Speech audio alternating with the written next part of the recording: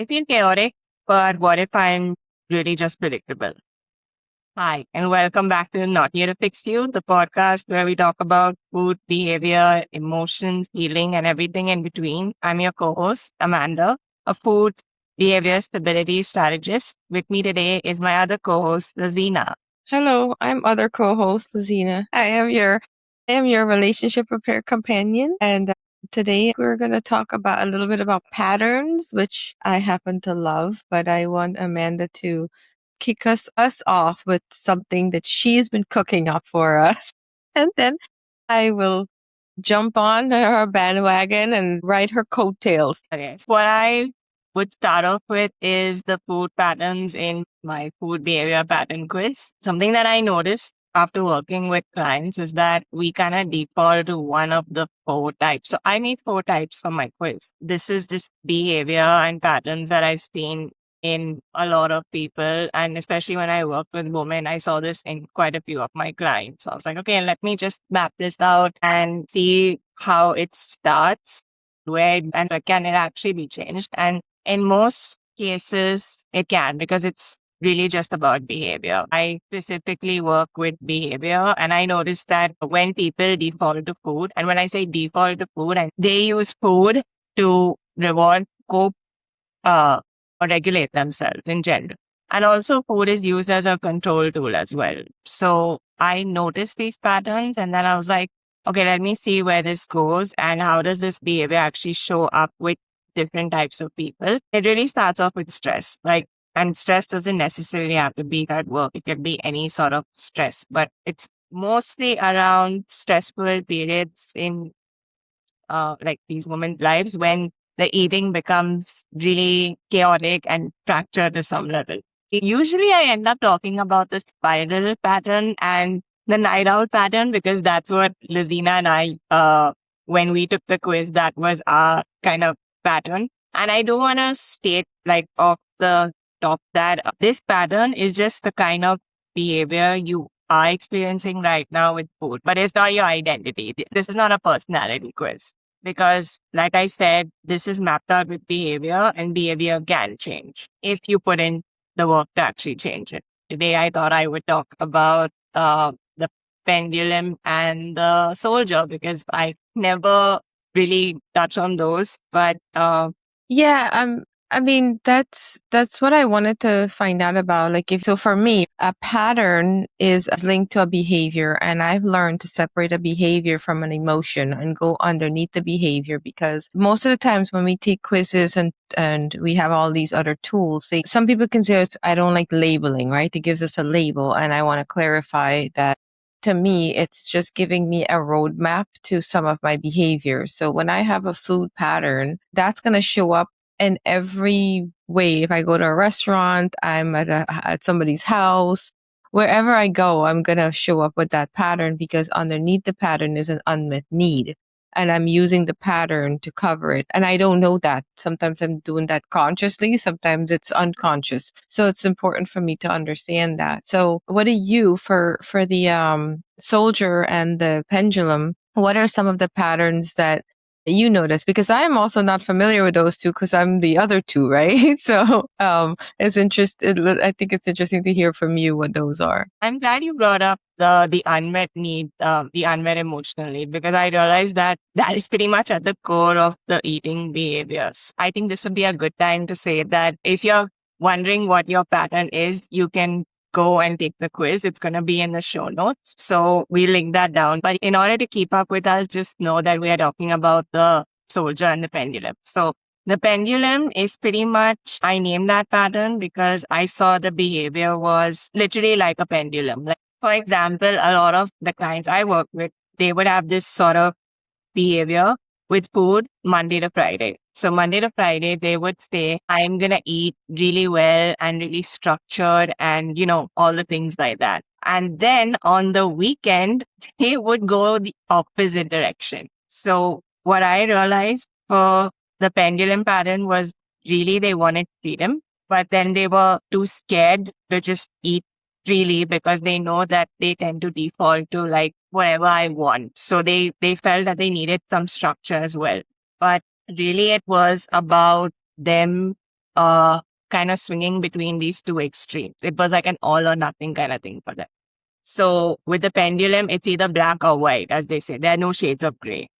Uh, I personally didn't have that pattern, but it was interesting when I worked with people to see that they could be this one person Monday to Friday. And then on the weekend, they could be this whole different person. And then come Monday, they switch back to this other character. So at the core of the pendulum, they really want freedom. But they are stuck between, I need some structure, but then I also want freedom. I don't want to be boxed in. So for them, I think it's really about trying to find the gap with flexibility and be a little bit consistent, but they don't know where to be consistent because they're either all in or all out. I'll give you an example. I had this one client who would literally tell me, Amanda, I am very structured with my eating. She would love to use the word discipline. So I'll use that word. So she's like, I'm very disciplined Monday to Friday. I will eat healthy. And when I say healthy, she would think of things like I'll have salad or I'll have like, and rice with, some lentils and something like that. Or my husband will come home in the evening and then he'll cook us a steak and then we'll have veggies on the side. So she went to the point of saying that she only eats chicken breast and not the other parts because, those have a little bit more fat content. And then she'd be like, but you know what?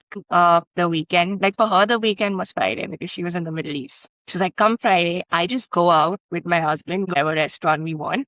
And then we just eat everything, like whatever we want. And I feel so good. So what I noticed was with the pendulum, they tend to like behave that way on the weekend because they feel like they've earned the food that they eat on the weekend because they've been so disciplined, as they say, throughout the weekdays. But the main problem I see with them is the consistency. They're not able to be consistent with one or the other. That's why I try to get them to be a little more flexible so that they can stay a bit more consistent. Because the more rigid you are, especially if your need is for freedom and you are trying to be this really rigid type of person, or rather have this rigid kind of behavior, it's not going to work out for you. And then with the soldier, their unmet need is pretty much control. Like for them, it's all about control. I like joke and say that I think from the day they were born, they run boot camp Monday to Sunday. Like there is no let up. They do not believe in having a different type of behavior even on the weekend. You're like, I need to be disciplined and consistent all through the week. There's a certain level of rigidity around their eating behavior, and they have a lot of structure and discipline. Like they'll plan what they're going to eat, they'll track it. I noticed they track their food, their exercise, their water intake.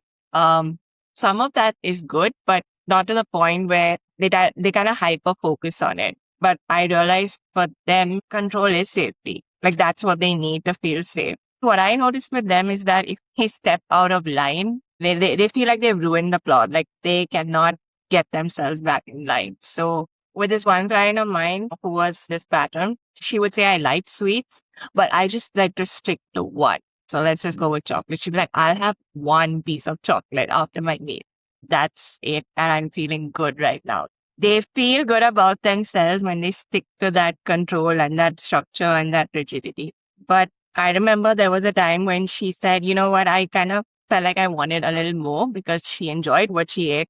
She's like, I kind of was like, okay, I'm going to eat the second piece and then I'm going to eat the third piece. And before she realized that she had eaten 10 pieces. And then she said, I immediately felt I need to go now and figure out how I'm going to burn this off.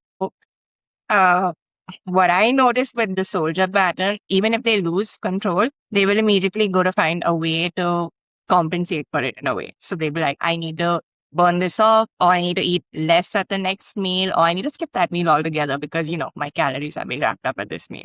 And I don't deal in diets, so I don't do that whole calorie talk, but they do because they've been really immersed in diet culture for a while. So they are the pattern that has been the most immersed in diet culture. So for them, it's like, everything is in tracking and calories and measuring food and stuff like that. So with them, control is a big thing. They are scared of flexibility as well.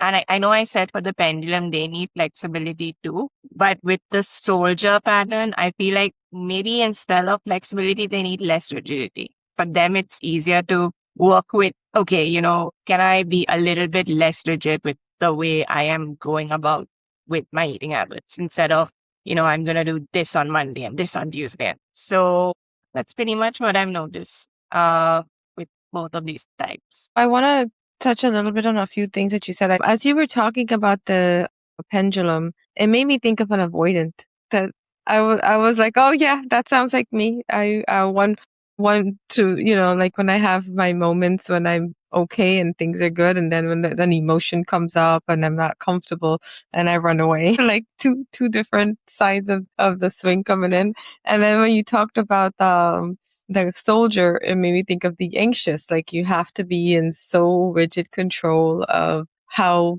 you're eating, how you're moving. And I could relate that to myself when I was younger. I had a friend, her and I would go to the gym together, and she would come every day, pick me up, and we would take the kids and we would go to the gym. And then she would call me. She'd be like, you know what? I just ate some ice cream. I have to go to the gym. You want to go to the gym? And then she would, oh my God, I was on the Atkins diet at that time. I was only eating chicken breast, and it was just not for me. I couldn't, because it just felt like I was putting too much attention and stress into how I was eating, and I couldn't do anything else. And then I was shaming myself whenever I did eat out of character. And then I would feel shamed by her as well if I ate and I didn't go to the gym. So it's like, that's a lot of internal turmoil. I think, as you were saying, I'm like, man, these attachment patterns are also linked to our food patterns. Isn't it crazy how everything is linked? But I was like,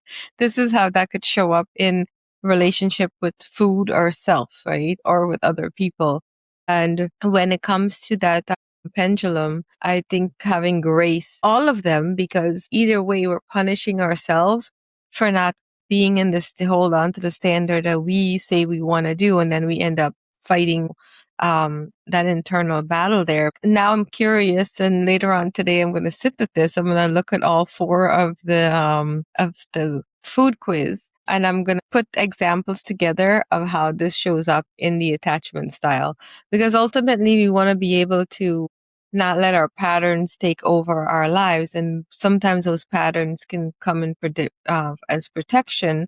And we don't know, because someone who has a soldier and they're like, okay, I'm going to be rigid all week long, that may be consistency to them on the surface, but underneath there, it's a little kid who learned that they had to be so strict. And if they mess up, they're out of integrity. And then it brings shame to their whole family, dishonor to everybody else. I think they're deeply tied into the unmet need underneath the pattern. So if we could go deeper, like let's say we were to use the relationship repair language, for example, which one do you think would be the one to look at when it comes to the soldier? So the soldier is all about control and making sure that they don't step out of line. And I feel like when I hear that, imagine this little kid who just had to be so strict with everything they did, and they couldn't do anything out of line, because then they would be punished or they would be shamed, or that was a lesson that they were taught, that they couldn't be themselves. And I would say that they would need to give themselves grace and compassion.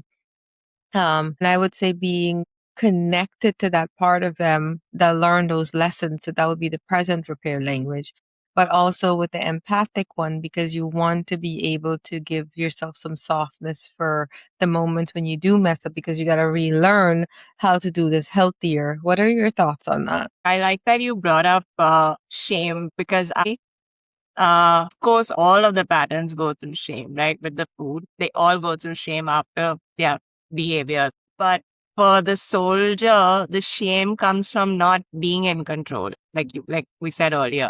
I would pretty much say the soldier is kind of a perfectionist, and this may have been how they were, and I'm not sure whether it's they were kind of born that way or they kind of uh, became that way with the environment you grew up in, because there's always that nature versus nurture debate. I like to think that it's more of the environment that also influences you. So it's quite possible that it was the environment they grew up in. But I could definitely see them being like the empathic language, because they would need to like give themselves grace and relearn things. That's not something that they're used to, right? Because I think I can speak for me, because I know when I took your quiz, my type was accountability and empathic. So with the empathic, I think I realized that very often, uh, and I want to say I am a recovering perfectionist as well. I don't think I really defaulted to the soldier pattern with eating. Sometimes I did, most of the time I was a spiral. But yeah, with other things, I do think I was definitely a perfectionist. So I definitely needed to unlearn something with the empathic language. You need to unlearn and learn how to give yourself that grace, or whether you're giving someone else too. I think that's important because very often when you are a perfectionist, you tend to like criticize everything and everyone, including yourself. And I'm not sure what your thoughts are on this, but I feel like sometimes you're harder on yourself than you are with others. So others think you're really hard on them if you're the perfectionist. They have no idea how hard you can be on yourself. And I only realized this when I was talking to a friend of mine one time. I remember something didn't go the way I had wanted it to go, and I put it all on me. And I was like, oh, I could have done this better, and I didn't do this. And, this is what. But I think you did good. I'm really proud of how you did. And that took me aback because I don't think I heard that a lot uh, growing up. So when someone said that, I was like, oh, okay. So maybe it's just me that's being really hard on myself. So that's when I realized that, yes, you definitely need, like, you need grace for others, but also for yourself.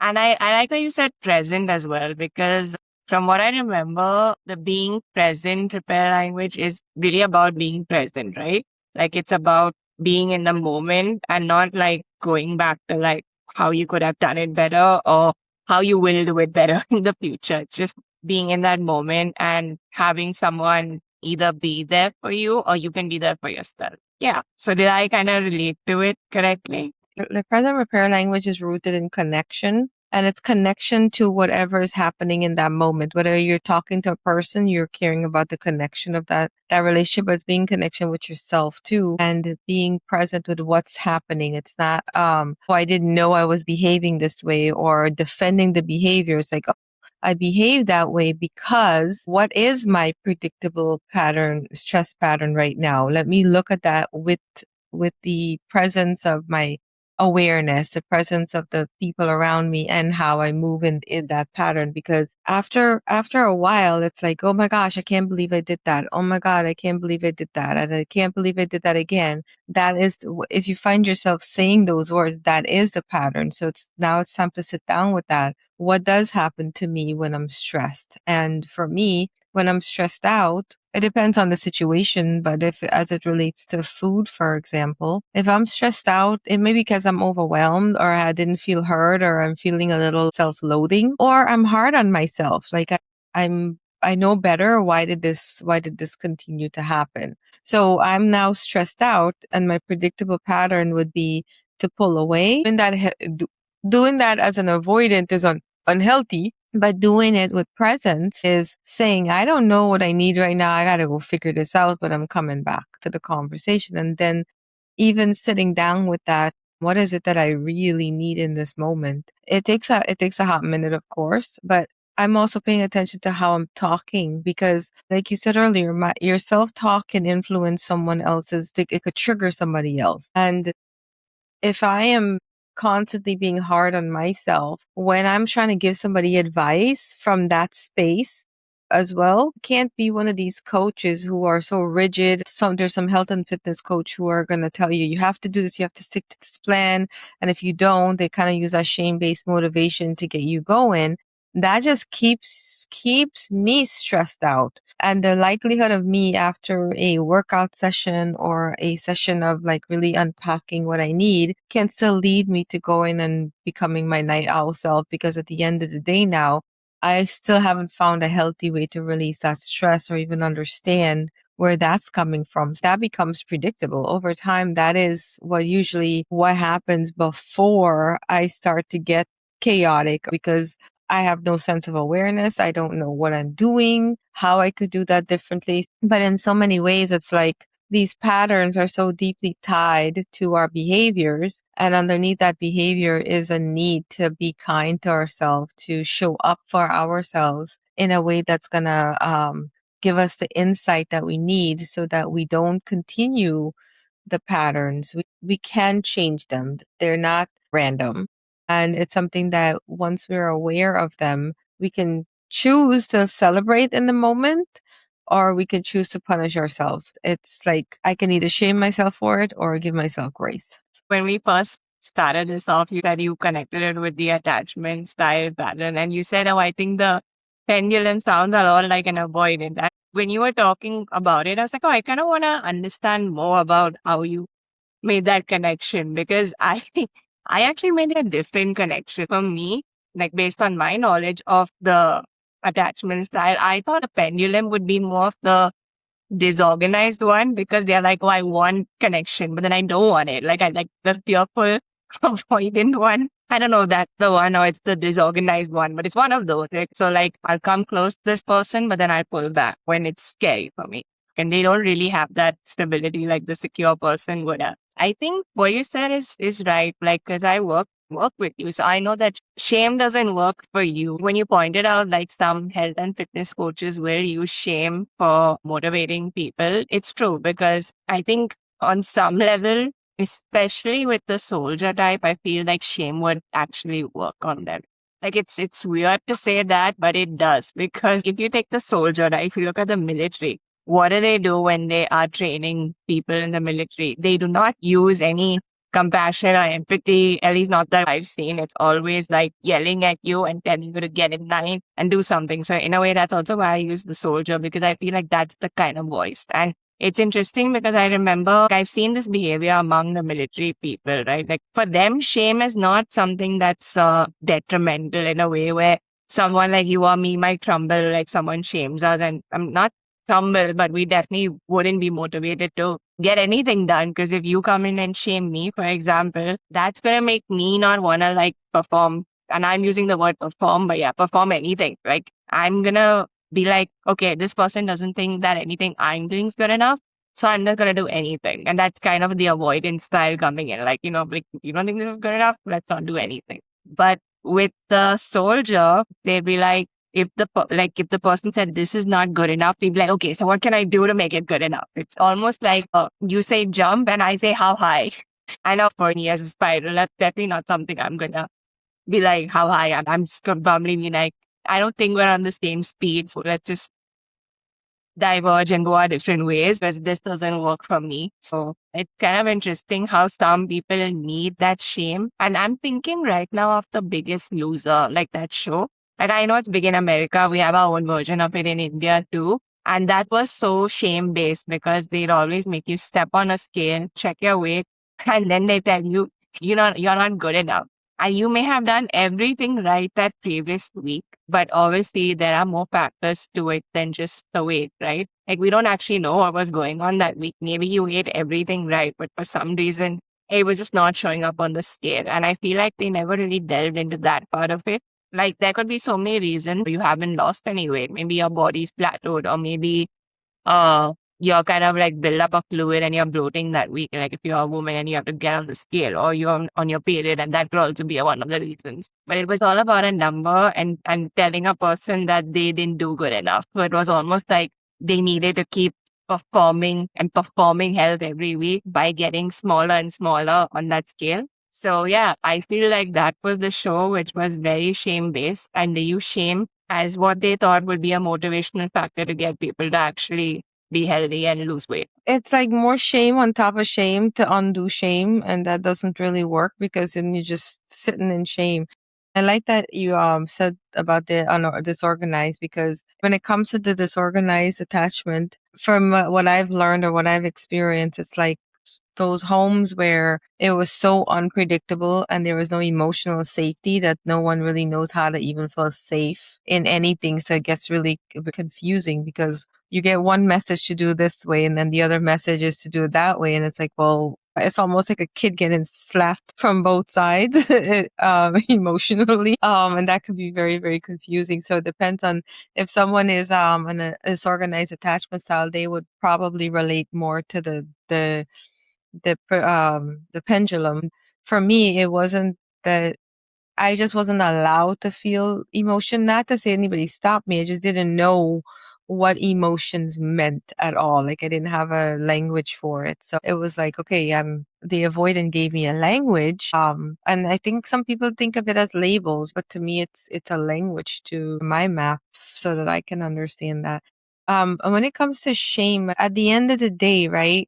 I will always tell people, like, what does it feel like in your body? Any one of these food patterns or attachment patterns or any pattern, what does it feel like? Because even if you are a soldier and shame motivation will work, there's a part of you that is so abandoned and feeling so small and feeling so like not good enough under there that it's not even at the surface at all. And to me, that feels devastating, especially when I've connected to that part of me. It's like, wow, I can't believe that I was punishing myself so much. And there's people who will go to the gym and they'll work out and they will take out a lot of their anger and their rage on their bodies and use it as a fitness goal, but it's really connect with your emotions and use exercise and workout to give yourself what you need rather than the lack of what you avoiding what you needed.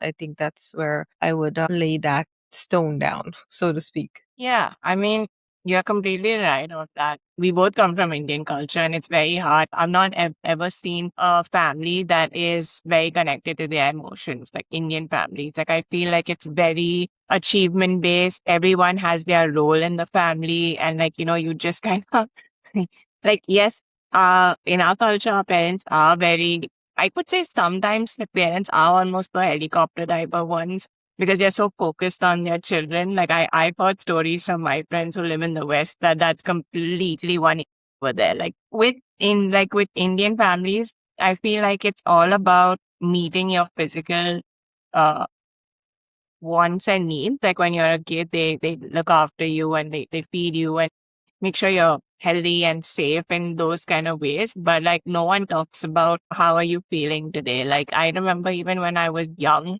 like my mom would when I would come back from school, she'd ask me how was my day and like what did I do. But like I am trying to remember one time when someone has ever asked like how I was feeling. And I don't feel like that was a question I was asked a lot growing up. So I feel like as I got older, I didn't even ask myself that because it wasn't modeled for me. So by the time I met you and we started working together, I remember there was a point where you were like, tell me what you feel. I was like, what do you want from me, Laziena? This is what I feel. And I remember I would tell you what I would feel, but I wouldn't tell you my feelings. Almost like a journal. Like I would just come on the call and like tell you like this happened, this was this, and then you'd be like, no, you're not feeling anything. You're just telling me what you're feeling. So it was like quite a stretch to get me from like uh feeling things in my body and like actually sitting with my emotions because that was something I never did and I didn't even know how to do that because no one taught me how to do that.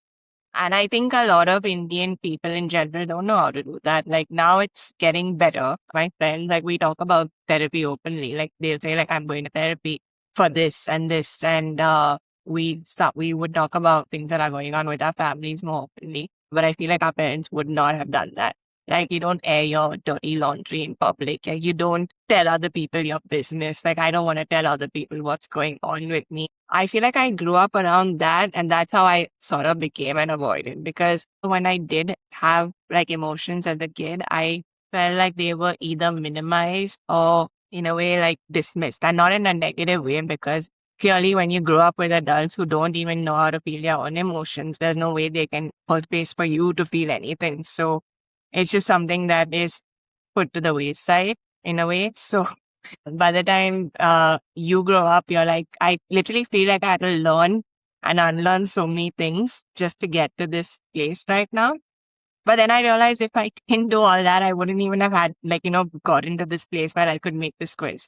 Because yes, I could have mapped patterns. I was very much into behavior even when we met, but I wouldn't have understood, like, oh, this is coming from a place of unmet emotional needs. It's very easy to look at behavior and then be like, this is bad behavior, this is good behavior. But now, after going through the whole process of sitting with emotions and realizing that just like you'd say, no emotion is good or bad, you learn something from it. I feel like no behavior is totally good or either. Like you learn something from it. And in the context of relational behavior, food behavior. Which is very important. And I want to differentiate something that you talked about real quick. So when we're looking at, okay, yes, our childhood, like our parents didn't know better and they did the best that they could. We totally understand that. We, the adults, we can see the lifeline and all the lessons and everything. I think what the missing gap is actually going back now and acknowledging what that need was that wasn't being met. And I think it, in some ways, we're so quick to, and I do the same thing. Like, I love my mom. My mom and I have a great relationship. When I go back to the moments where I had an unmet need, it means that I don't love my mom. It means that my mom is total crap. That's not what it is. It is going back and saying, oh, what was the need that was here? What did I need in that moment that I didn't get? And acknowledge that, well, I wanted my mom to see my report card, or I wanted to be celebrated for something. And instead of celebrating, she yelled at me. Later on, she might have apologized, but in that moment, I didn't feel like I got what I needed. And that is what's showing up in my pattern.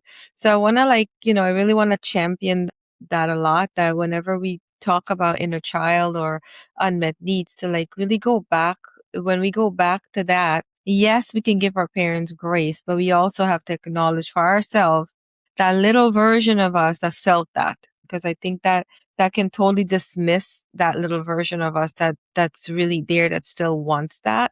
And then we don't know that we didn't get it and we're looking for it in relationships in other ways. And it comes out in our behavior. So I'm used to not feeling heard. So whenever I get into an argument, I'm going to raise my voice. I'm going to start getting loud because that's the only way I know how to feel heard. Well, if I go back to the version of me that didn't feel heard and say, hey, no matter what happens, I'm hearing you, then my energy is not pulling to get someone to hear me anymore. Like I'm already in a space where I can do that. When it comes to Indian culture, for example, I grew up watching Bollywood movies where the things my kids and I will all joke about is, you'll know when I die. The guilt that the mothers will say, okay, you're ungrateful now, but when I die, then you'll miss me. Like, there's truth to that, but it's the way that it's being done. And every Bollywood movie glorifies the parents. It glorifies the mom and the dad. And not to say that they don't deserve that honor, but at the same time, when we put them on the pedestal, we punish others for the needs that they didn't meet within us. And so I think that it's very important that, we have these quizzes and we have language to put together what we needed. And if anybody is listening that's been like avoiding wanting to go to therapy or wanting to go to a coach, believe me, I understand why, but it doesn't mean what you think it means. It really just means that there's something there that you're resistant to. So lean into that resistance, because that's where the growth happens. That's where you get to see what's beyond the behavior. And when I started to see how I was behaving, it was easier for me to relate to other people and understand where they're coming from. So that's what I wanted to touch on. I agree with like what you said, like with the empathic one, you need to feel seen and heard. So is the emotional need for that just the need to feel seen and heard? And is it the same for, like, let's touch a bit about on your quiz, like that you said present and the empathic language. So what are the needs of both those types? Why I'm asking this to explain it a little more. So for the empathic one, the need under that is to feel important. I want to feel like you really care about my experience and care that I'm important enough in your life that when I'm sitting with you, you want to hear me. You want to really understand what my heart is going through. And that allows me to feel like I'm in community, that the relationship is safe. Okay, so I asked for that because you said you need to feel seen and heard, right? And that's the same thing that I feel because we both share that language. And I've noticed that for me, if I express my need, I know I always had that need to feel seen and understood. Like, I know that I had said these words to myself. I didn't know there was like a pattern for it, or like a type for it. But I remember when I would bring it up, like, and I would bring it up very nicely, very calmly, like, this is what I want or like what I need. And it wasn't in a demand or something. And then I felt like I was not being like understood or like seen. And then the only way I realized I could get there was when I would become reactive. I would get louder or raise my voice a little or yell to some level. And then people would take me seriously. That's what I felt like. And I was like, I don't actually want to do that. I would much prefer to like just tell you what I need, like how I did the first time, very nicely, very calmly, and just express myself. But I could never understand why people couldn't pick up on that and whether it was more about me not expressing myself correctly or they not really caring to understand. I was just like, okay, I don't know whether I need to say this in a different way because obviously I don't want to be reactive and get loud. Like I know that's not going to have a good effect on the other person. And when that does cause rupture in a relationship as well. You don't want that. You much rather do it the nicer way. But I was kind of wondering what your thoughts are on that and whether you've experienced the same. Yes, I have. And there's a reason for it. And it sucks because I think for the most part, when we in general are in conflict, we tend to say how we're feeling. We tend to say, this is how I'm feeling. I'm upset right now.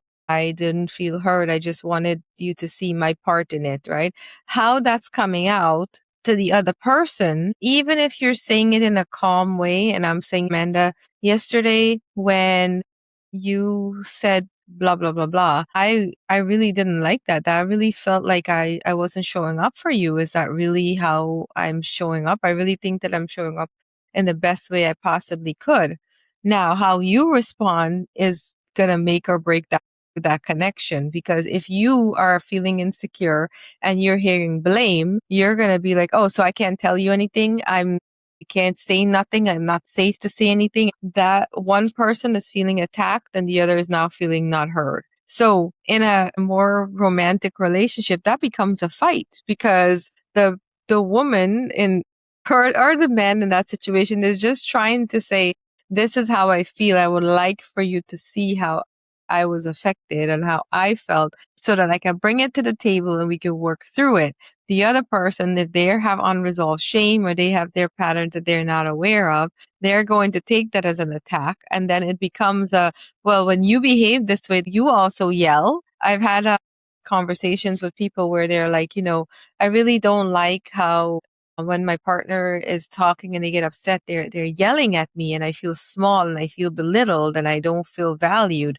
And then when I bring it up to them and then they're like, well, you yell too, and it goes tit for tat, that person to me is clearly feeling blamed. But in the moment now, I also want to be heard. I'm valued in this conversation. I'm bringing something to you. If you would just listen to me in the first place, we wouldn't go there. But now I know that it's not up to me to create safety for the other person. I can do my best, especially when I value the conversation. I can have a different approach and say, I want to bring something up to you. It might make you feel a little bit ashamed or it might make you feel blamed, but that's not my intention. Do you have the capacity to go through that right now? That would be a much more softer environment to do it in. But I'm sure you've had that experience where you're sharing how you feel and they're just not getting it, or they're like solving for the next thing. It's like AI, GPT. It just keeps solving for whatever's coming up next, and then you already lost the original thought. So I mean, that's a really good point that you brought up about when you are expressing your needs to someone else. To me, it's I need to make sure that I can meet my needs first, because I think you've heard me say this. I don't know what my emotional needs are, and I'm going to expect you to meet them.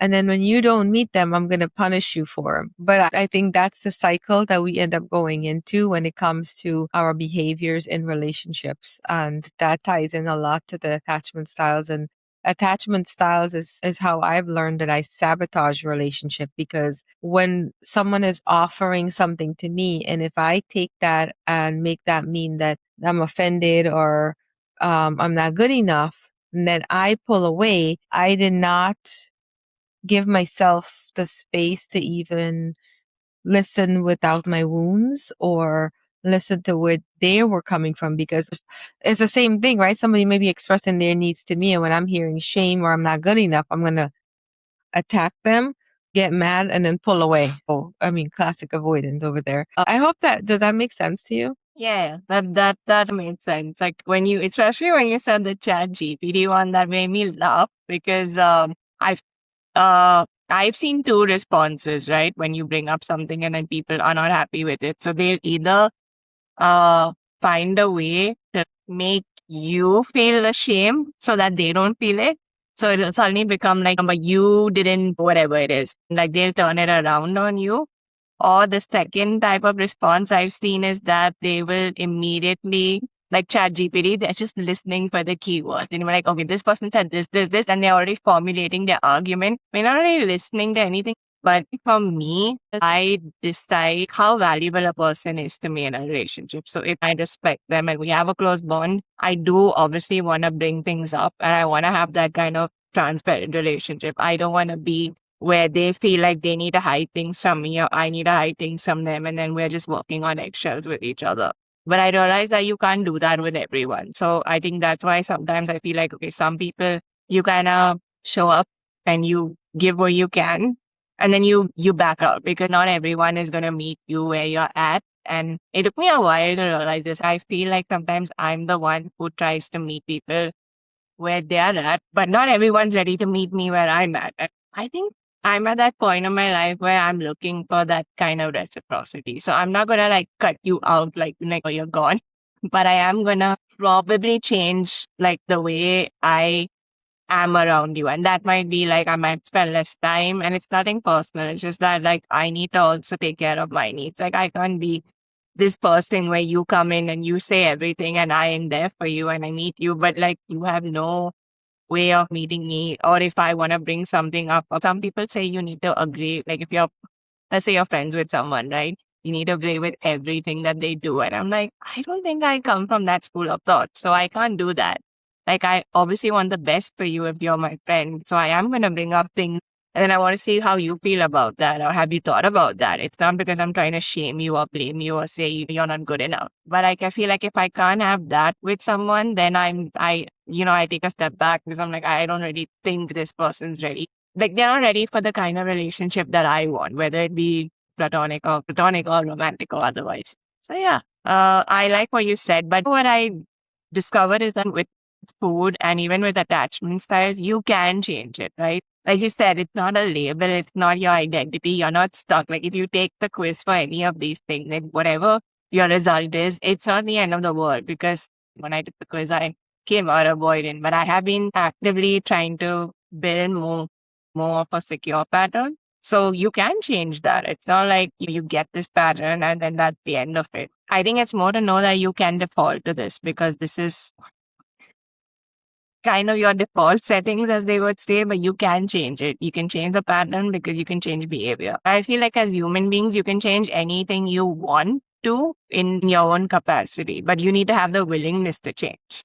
I think what ends up happening as you were sharing, the word emotional labor came up to me because when I'm in a conversation with someone and I'm there for them and there's no reciprocity, the kind person in me wants to be there for them. But then at the same time, I'm carrying a lot of emotional labor. I've had things going on in my day that I'm excited about or I might be needing support on. And then when I share it with them, they're so easy to dismiss it.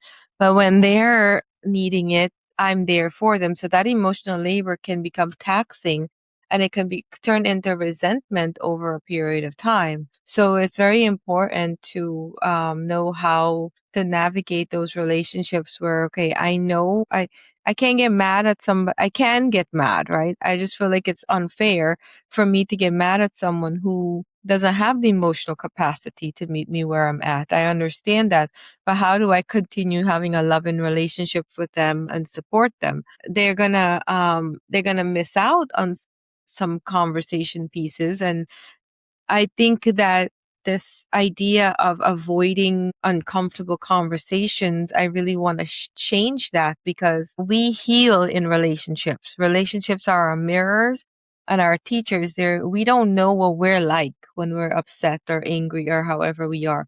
That's our opportunity to find that out. So when we're not curious about it or have that emotional safety with each other, where nobody wants to hear that they're doing something wrong. But if we have emotional safety, then we're more open to hearing what could be different or how it could be different. But first and foremost, emotional safety has to be there, which is why I created my quiz, is that we have a language now so that when we are going through uncomfortable conversation, we know what it means and we know how to really support one another. So one person is not carrying all that emotional labor. There is reciprocity in it, and we could do it in more curiosity and excitement, because I honestly get excited when someone wants to talk about their patterns, because their pattern, that this is a reason why this podcast is called Not Here to Fix You. At the end of the day, when we are not ourselves, that is when we show up out of integrity, or we show up in a way that doesn't honor us. And that is a part that people complain about and we think that we have to fix. It is not the fixing of that for me. It is the exploring of like, well, when Amanda gave me a compliment and I didn't receive it, I could have received that and enjoyed that, but I didn't receive it because I have an unconditioned pattern. That's where I want to get to. I want to be able to receive that compliment. I want to be able to hear when you're giving me advice, or if you're helping me solve for something, it's not you trying to fix whatever's going on. It's because you can also see where my patterns are and how I can overcome that, because I've been vulnerable. I've been myself with you. You're not ChatGPT because you know me. But when I'm not open to that, then I don't see it that way. I'm getting frustrated because now I'm feeling like I'm not being heard, when all along that's what you were doing.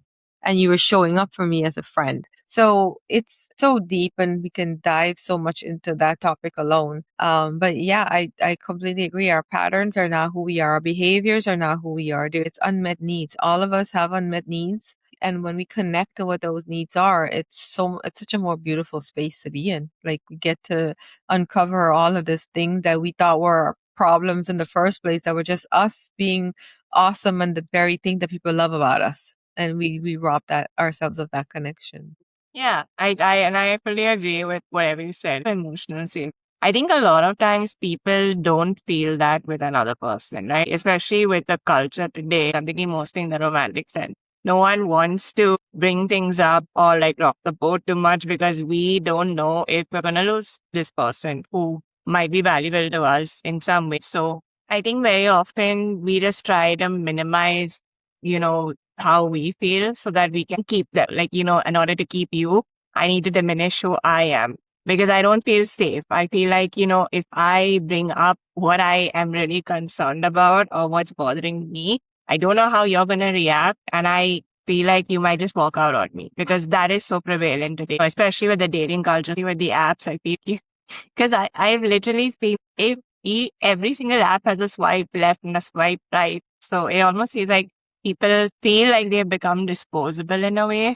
They feel there's no emotional safety, especially in these circles. So I feel like one person is always sort of like pretty much giving in and the other person's taking, or vice versa. But if you literally had emotional safety, like in a friendship, so I know that Laziena and I feel like we have built that up to a level so that if I am mad and I say something, I know she isn't gonna desert me and be like, I don't want to see your face again, or I'm gonna ghost you, the way that people usually kind of behave. Because, okay, sure, I don't think any relationship is smooth sailing. There's always some bumps and creaks along the way. But if I know this person is going to stick it out and we're going to work through it together, I'm going to be more open to like wanting to work through something so that we can arrive at a solution that works for both of us. And I'm saying solution can be whatever it is, whatever language you use. I feel like if more people had that, like, oh, this person isn't going to leave, so I can be vulnerable with them or I can bring up whatever I want to say, I feel like that's when relationships will be better in general. I think we would all be better for that. That's what I wanted to add. And your quiz is really valuable. So I want to remind people that if you haven't taken Lazina's quiz, if you're going to leave that as well in the show notes, the relationship repair language quiz. If I'm not wrong, there are 6 types. So go ahead and check out which one you are so that you can keep along to what we're saying, because you might be curious by now. What are all these languages? What are all these patterns? So you can go and take the quiz in the show notes. Yeah, thank you for that. Yeah, the quizzes, it is there for exactly this reason, to create emotional safety, because nobody had a language for that before. I always say, like, the love languages teach us how we like to receive love. Attachment teaches us how we push love away. But how do we stay when it gets difficult? Like, I think just this past week, my daughters and I had a really good conversation. It got very uncomfortable. We had to hear things that we didn't like or that we didn't necessarily agree with, but it's giving each other the space to have the freedom to just say how we feel without it being used against us later, to express what is happening underneath. so that we can really see how we can show up better for one another. Because the moment things get tense, that's when people dip out. That's when it's like, I don't have the capacity for this. So, we self-abandon, and in self-abandoning, we abandon other people, because we shouldn't have to walk on eggshells with the people that we care about, or the people who want to be in relationship with us. We should be curious about what's happening underneath. When you behave that way, what is it that you needed? What were your intrusive thoughts saying? Because the intrusive thoughts are going to say, I'm not good enough, or I don't deserve this. And what is it that you don't deserve, or what is it that you're not good enough? Because I don't think that people go into relationships or conversations already thinking that this person isn't good enough to be my friend, or this person isn't good enough to be somebody I care about. That comes from us internally. And what we make that mean in the moment is what causes disconnection, or it causes further disconnection from the connection, from the relationship. I'm very proud of the quiz, because it's 30 questions, and at the end that you're going to get your result, but you want to pay attention to the first two.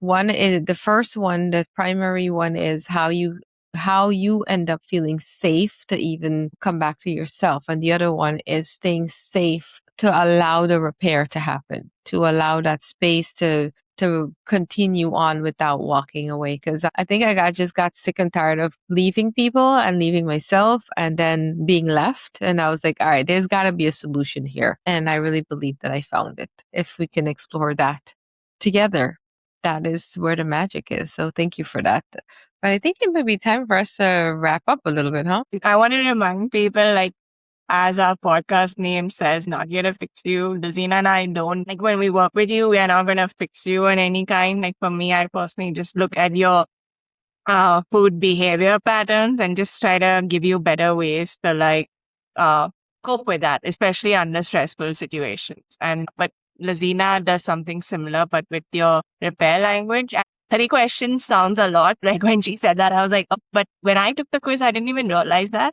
Because it was so, like, for me, I like to go in depth. So I like to take the quiz in detail. But I just want to tell people it is valuable, even though I know some of you out there listening and be like, 30 questions. No, but it's good. You guys should definitely take it. And in case you're wondering, my quiz is about 8 to 10 questions max. It won't take you more than 3 minutes, because it's just mapping your food behavior pattern. But we're going to link both those down there. And I'll let Laziena close it out. Yeah, I mean, thank y'all for listening. I love these conversations that we have, and I think it's so valuable. I can get lost in them, so I'm hoping that our listeners are too.